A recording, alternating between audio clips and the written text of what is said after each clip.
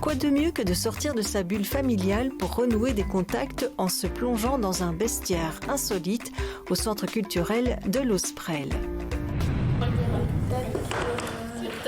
C'est une activité ludique, créative, qu'on aime beaucoup organiser avec Natafé, qui est une de nos animatrices habituées. Par la suite, nous aurons d'autres activités avec Natafé, avec d'autres animateurs. Donc ça s'appelle les petites sorties du mercredi.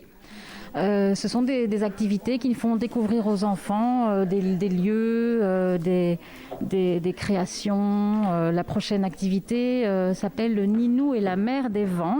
Donc ça, ce sera aussi avec Natafé. Ce sera une activité autour du conte.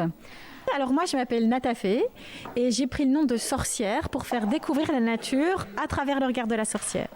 Et aujourd'hui, le thème que le centre culturel a choisi, c'est le bestiaire fantastique. Donc je fais découvrir les animaux qui font un peu peur parfois à travers des histoires et puis j'en montre quelques-uns pour que les enfants apprennent à mieux les connaître. Première chose que j'ai envie de vous demander, c'est quels sont les animaux auxquels vous pensez tout de suite. Voilà, le crapaud, super, oui. Les serpents. Les serpents. Je regarde, il n'y a que Léo qui a une idée. Crapaud, serpent, tu penses autre chose? Araignée. Ah oui, les araignées. Je m'appelle Alexandra, j'ai 10 ans et on est venu ici, on est venu pour les animaux. On nous a présenté des animaux qui font peur et moi j'ai pas vraiment peur des animaux qu'on a présentés et mon préféré c'était la chouette. Aujourd'hui on a parlé des araignées, c'est quand même un classique. On a parlé aussi des crapauds, des grenouilles parce que parfois ça fait un petit peu mystérieux. Alors là ça fait pas peur mais c'est un animal comme de sorcière qui est les chouettes et les hiboux aussi. On a parlé de ceux-là, plus les chauves-souris. Voilà. Donc, ce sont des histoires. Je partage des histoires que j'ai créées avec Maya Sketen qui est biologiste. Et donc, à deux, on a créé ces histoires pour que les enfants et les adultes qui écoutent comprennent des petites anecdotes scientifiques, mais de façon très simple et très ludique.